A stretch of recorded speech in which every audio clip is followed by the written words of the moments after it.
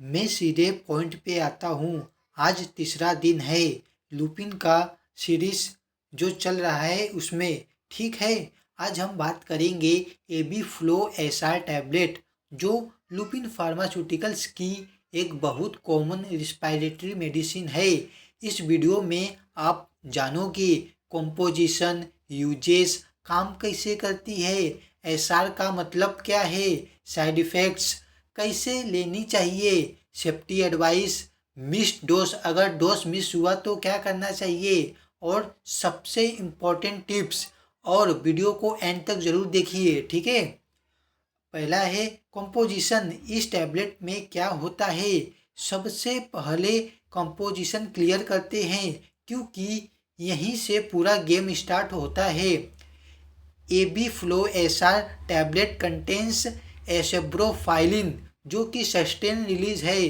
ठीक है, ये डायरेक्टली एम्ब्रोजोल या थियोफाइलिन नहीं है, लेकिन एसेब्रोफाइलिन उनका एडवांस डेरिवेटिव है जो म्यूकोलाइटिक प्लस ब्रोंकोडाइलेटर दोनों का काम करता है।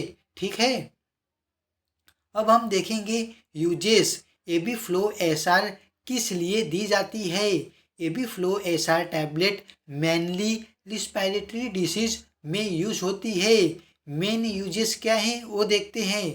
First, bronchial asthma. Second, chronic obstructive pulmonary disease जिसे सीओपीडी कहा जाता है।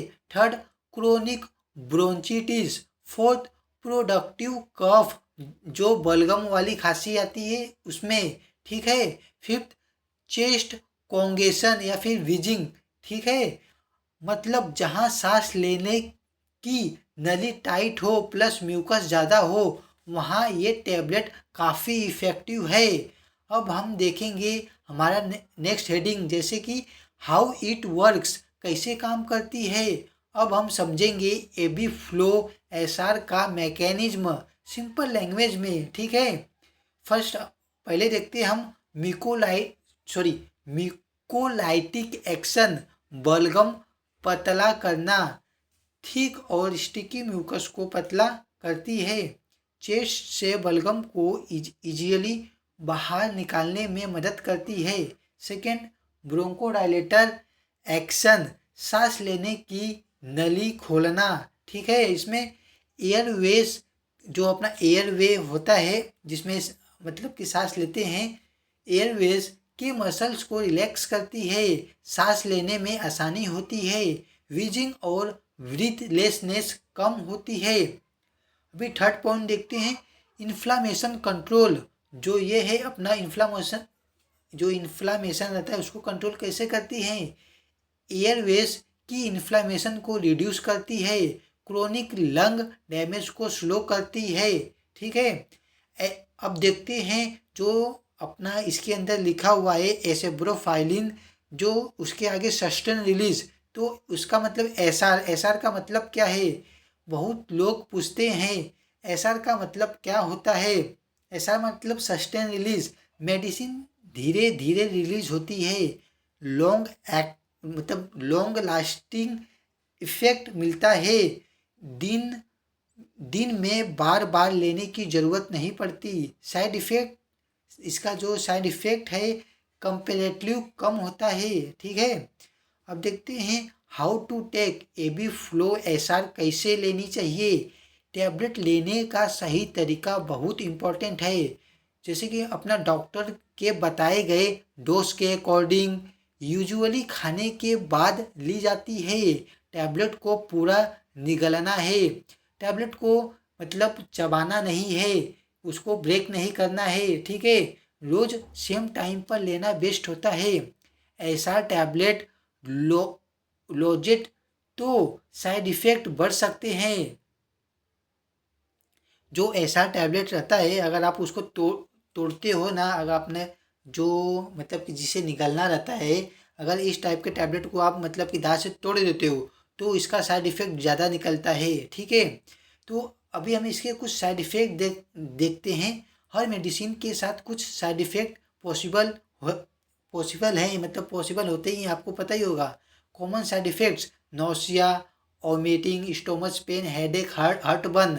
रेयर बट सीरियस, कुछ साइड इफेक्ट ऐसे होते हैं जो रेयर कभी कभी होते हैं लेकिन सीरियस होते हैं, ठीक है, वो भी देखते हैं। पाल्पिटेशन मतलब हार्ट बीट फास्ट होना, जो हमारा हार्ट बीट रहता है वो फास्ट हो जाता है ये टैबलेट लेने से कभी कभी, जो कि रेयर है लेकिन सीरियस है, ठीक है। डिजीनेस, चक्कर आता है, या फिर एलर्जी रिएक्शन हो जाता है, इंसोमिया, नींद ना आना, कभी कभी नींद ही नहीं आता है, और ज़्यादा साइड इफ़ेक्ट हो तो डॉक्टर को ज़रूर बताए। अभी जो सेफ्टी एडवाइस बताता हूँ ये बहुत इंपॉर्टेंट है, ये पॉइंट ध्यान से सुनना। स्मोकिंग अवॉइड करें, मेडिसिन का इफेक्ट कम हो जाता है। एक्सेस मतलब कि जो अपना टी कॉफ़ी को अवॉइड करे, जो पाल्पिटेशन बढ़ा सकते हैं, जो हमारे टी कॉफ़ी रहते, जो चाय हो गया, कॉफ़ी हो गया, जब आप ये टैबलेट मतलब जब आप ये टैबलेट फॉलो कर रहे हो, ये टैबलेट डेली एबी फ्लो ऐसा ले रहे हो, तो फिर चाय और कॉफ़ी को अवॉइड करना ही आपके लिए वेस्ट रहेगा, ठीक है। फिर जो हार्ट डिसीज़ वालों को डॉक्टर को पहले बताना चाहिए। अगर आपको हार्ट से रिलेटेड पहले से डिसीज़ है तो डॉक्टर को पहले ही बता देना, ठीक है। एपिलेप्सी या सीजर हिस्ट्री में क्वेश्चन, अगर आपको एपिलेप्सी या फिर सीजर है, या फिर आपको माइंड से जो साइकोलॉजिकल मतलब कि जो अपना माइंड से रिलेटेड कुछ डिसीज़ है, तो ये सब बात मतलब पहले ही डॉक्टर को बताओगे तो सही रहेगा। जो इसके अंदर कुछ ऐसे क्वेश्चंस रहते हैं जो आपके हिस्ट्री में निकल जाएंगे, मतलब डॉक्टर को बताना ज़रूरी है, ठीक है। अगर प्रेगनेंसी या ब्रेस्ट फीडिंग में सिर्फ डॉक्टर की एडवाइस ले, अगर कोई ह्यूमन है जो प्रेग्नेंट है, जो ब्रेस्ट फीडिंग चालू है उसका, तो डॉक्टर की सलाह लेना ज़रूरी है। लास्ट में डिजीनेस हो तो ड्राइविंग अवॉइड करे। डिजीनेस मतलब आपको समझते ही चक्कर आता है, तो मतलब जब आपको डिजीनेस हो रहा हो तो मतलब ड्राइविंग अवॉइड करे। अब देखते हैं अगर डोज मिस हुआ तब क्या करना चाहिए। अगर डोज भूल जाओ तो जैसे ही याद आए वैसे ही ले लो। अगर नेक्स्ट डोज का टाइमिंग पास में हो तो पहला डोज स्किप कर दो, डबल डोज बिल्कुल मत लो, ठीक है। अभी कुछ ट्यूब मतलब कि कुछ टिप्स देता हूँ, जैसे कि बलगम निकालने के लिए पानी ज़्यादा पिए, स्टीम इनहेलेशन हेल्पफुल होता है, डस्ट, स्मोक और कोल्ड एयर से बचे, कोर्स पूरा कंप्लीट करे, इनहेलर यूज़ करे, इनहेलर यूज़ करते हो तो डॉक्टर को ज़रूर बताओ, ठीक है। अभी कुछ एक्स्ट्रा पॉइंट्स देखते हैं। ये एंटीबायोटिक नहीं है, ये स्टेरॉइड भी नहीं है, हैबिट फॉर्मिंग भी नहीं है। हैबिट फॉर्मिंग मतलब वो मेडिसिन होते हैं जो अपना जैसे कि नींद की गोली हो गई है, जोल्पीडेम हो गया है, ये सब जो कंटेंट हो गया ना, जो एनआरएक्स के स्केड्यूल H1 कैटेगरी में आते हैं, वो ड्रग्स हैबिट फॉर्मिंग होते हैं। अगर आप 2 से 3 महीने तक यूज़ करते हो तो आपको हैबिट हो जाते हैं। लेकिन जो ये ड्रग है ये हैबिट फॉर्मिंग नहीं है, सिम्टम्स कंट्रोल करती है, डिसीज क्योर नहीं। ये आप मतलब कि ध्यान देना।